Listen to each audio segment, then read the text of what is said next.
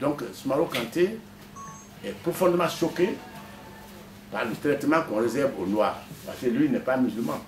Il est animiste intégral. Animiste, c'est-à-dire ceux qui croient aux forces de la nature, qui divinisent la rivière, qui divinisent les rochers, les hautes montagnes. Tous les peuples ont procédé comme ça. C'est pas ridicule.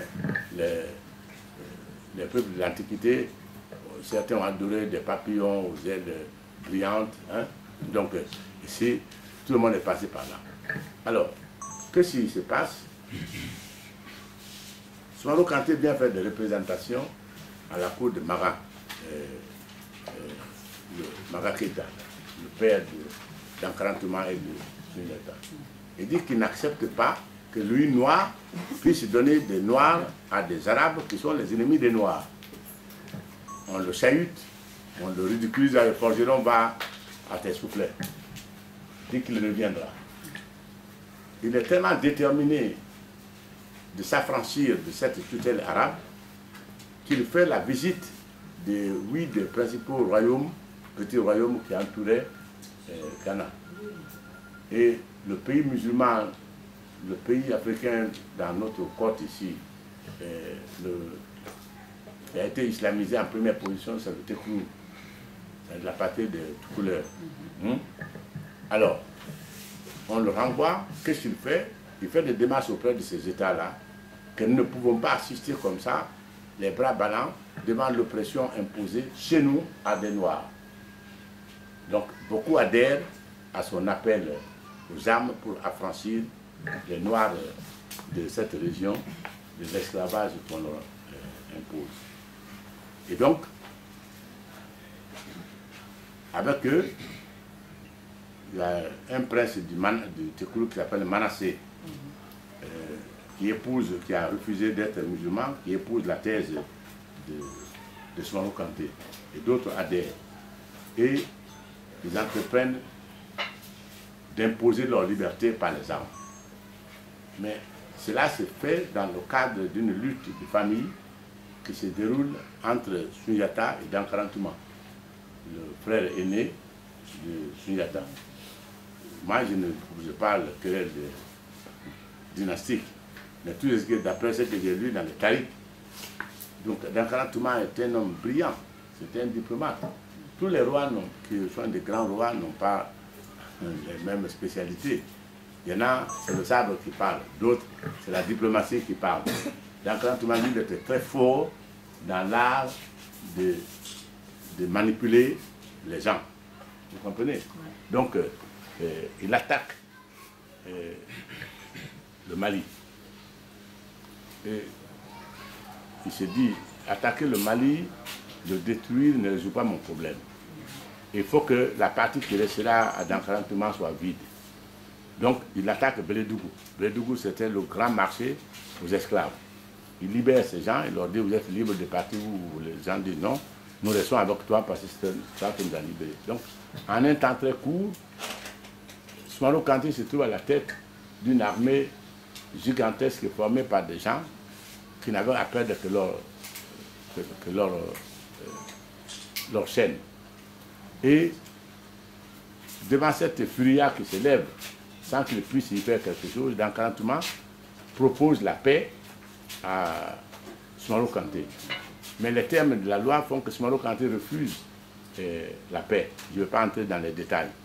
Parce que les détails vont nous conduire à fouiller dans les conflits dynastiques entre les femmes. Voilà donc Soumaoro Kanté à la tête de cette puissance d'État. Mais il commet une faute. La faute qu'il commet, c'est que quand il prend le Mali, il ne cherche pas des alliés dans la notabilité du Mali. Et il met les Sarakolés, les Malinqués, tous ceux qui se trouvent sur le territoire dans le même sac, et il les opprime avec la même force. Vous comprenez? Et donc, les Maliens se disent, bon, on pensait que ce gars-là était venu pour nous libérer. Si c'est comme ça, il vaut mieux qu'on se réconcilie entre nous. Et donc, des démarches sont faites auprès de Dankara Ntouma pour que les guerriers qu'il avait suivis dans son exil, parce qu'il avait fui Niani. Niani était pris par Soumaoro Kanté, et les guerriers malinqués commence à venir grossir l'armée de Sundiata. Mais Soumaoro Kanté part toujours de l'idée que la famille royale du Mali est disloquée, alors que les gens sont en train de se reconstituer en bas. Mais comme il avait mis tout le monde dans le même paquet, il n'a pas d'alliés dans la nouvelle aristocratie qui se forme. Et ça, je crois que ça a été une faute de jugement aux conséquences terribles. Parce que, d'après le Tariq El Fetak, lorsque Nyankwandoa a accompagné la sœur de Dankara Ntouma à la cour de Soumaoro Kanté pour lui proposer la paix, elle était investie d'une mission secrète de la part de son frère. Mais il y avait des notables du Mandé qui étaient au courant de cette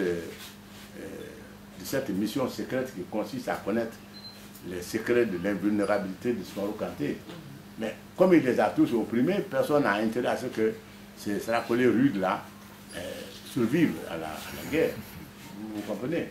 Donc, Soumaoro Kanté a perdu la guerre, c'est l'une des causes, ça. C'est pas toute la cause, mais c'est surtout le fait probant, le fait le plus important de n'avoir pas cherché à diviser le front de ses ennemis. Vous comprenez? Pourquoi? Bon, vous savez, il n'y a pas une histoire d'un peuple sans mythe. C'est pas utile de vous à lire l'histoire complète d'Alexandre le Grand ou l'histoire de Jules César. Mais c'est des histoires fondées sur le mythe. Après l'incendie de Troie, vous connaissez Troie, la ville célèbre sur la mer Noire là-bas. Aîné, le prince aîné, transporte son vieux père Anchise sur ses épaules pour fuir l'incendie. Et ils viennent et leurs descendants sont abandonnés à eux-mêmes dans la guerre que se livrent les immigrants avec les autochtones. Et les deux enfants sans parents restent Romus et Romulus. Et c'est une loupe, n'est-ce pas, que les alertes jusqu'à ce que Romulus tue Romus. Hein? Et ce sont ces enfants-là qui sont les fondateurs en 750 avant Jésus-Christ, la ville de Rome. Vous comprenez? Qui va dater, qui va nous dire qui ils étaient, quels étaient leurs sentiments? Donc, il y a toujours une part irrationnelle, n'est-ce pas, dans l'histoire des peuples. Voilà donc, je me réfère à cette donnée de notre histoire parce qu'elle va avoir des conséquences considérables dans le redéploiement des populations en Afrique de l'Ouest. Parce que lorsque la guerre contre Soumaoro Kanté finit temporairement à Kirina, je ne sais pas si quelqu'un d'entre vous a été à Kirina, c'est important pour ceux qui font l'histoire. Il faut aller sur les sites, c'est fabuleux. Hein? Parce que vous comprendrez, on ne peut pas faire l'histoire sans se référer au mythe. Vous comprenez? Soumaoro Kanté, lorsqu'il a, d'après les griots de la famille Kanté, lorsque les dieux de Soso l'ont emporté avec son cheval pour qu'il ne tombe pas entre les mains des ennemis, il n'est pas mort. Il vit toujours.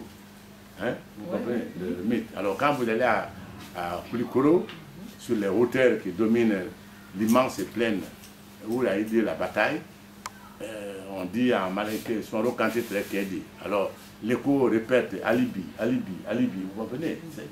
Il faut le mythe pour faire l'histoire. Vous comprenez? Jules César, il porte un nom exceptionnel. Parce que Jules César vient du mot Yule. Yule qui est le nom d'une grande divinité romaine. Vous comprenez? Et César revendique l'origine divine liée à Yule. Vous comprenez? Néron s'est référé à ses origines divines pour demander que dans l'accueil on n'adore que lui seul. C'était un péché contre l'esprit que de ne pas s'agenouiller devant la divinité Néron. Comme sa mère ne voulait pas reconnaître que lui était un enfant exceptionnel, il a ordonné, parce que le pouvoir ne se dispute pas, fut-il avec sa mère. Et donc il a ordonné à sa garde prétorienne d'aller tuer sa mère. Mais comme sa mère l'espionnait, il voit arriver le soldat, il dit, c'est mon fils qui vous a envoyé. je sais qu'il veut me tuer, alors mettez l'épée ici, c'est là que je l'ai porté. Vous voyez, c'est des paroles illustres. Alexandre le Grand, sa mère lui dit, non, Philippe n'est pas ton père. Ton père, c'est le grand serpent noir. C'est lui qui t'a fécondé en moi. Donc tu n'es pas n'importe qui. Tu ne dois pas réagir comme un roi oriental couché dans son harem en train de contempler les étoiles. C'est ça. Et aussi chez nous, je dis tout ça pour... Souvent quand je vois certains cas d'intellectuels se moquer de mythes en Afrique, mais non, c'est un tort. Parce que tous les peuples ont besoin de mythes. Il n'y a pas un peuple Bouddha. Vous comprenez l'histoire du Bouddha, vous connaissez? C'est pas qui encore. Ils sont nombreux les héros dont on ne connaît pas au fond d'où ils viennent, mais ils finissent par se faire et à faire leur propre histoire fondée sur le mythe de leur origine inconnue de vulgaires petits hommes que nous sommes. Et il ne peut pas en être autrement. S'il en était autrement, l'histoire serait peuplée des hommes humbles. L'histoire n'aime pas beaucoup les hommes trop humbles. Donc vous comprenez, il faut la force, hein, la force intelligente. Voilà. Merci.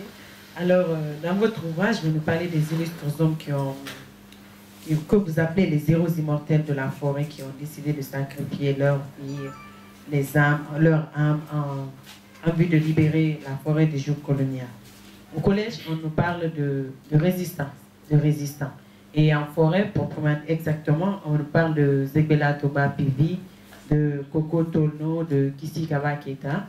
Et peut-être pour ne pas dire, moi en tout cas, je ne sais pas, ou je n'ai pas retenu qu'on m'ait parlé de Goba Mafre Doré, de Kafula Minimono, de Sono Doromu Gamolo, de Kabili, etc. Alors, pourquoi là? Oui, mais vous savez, je vais vous expliquer.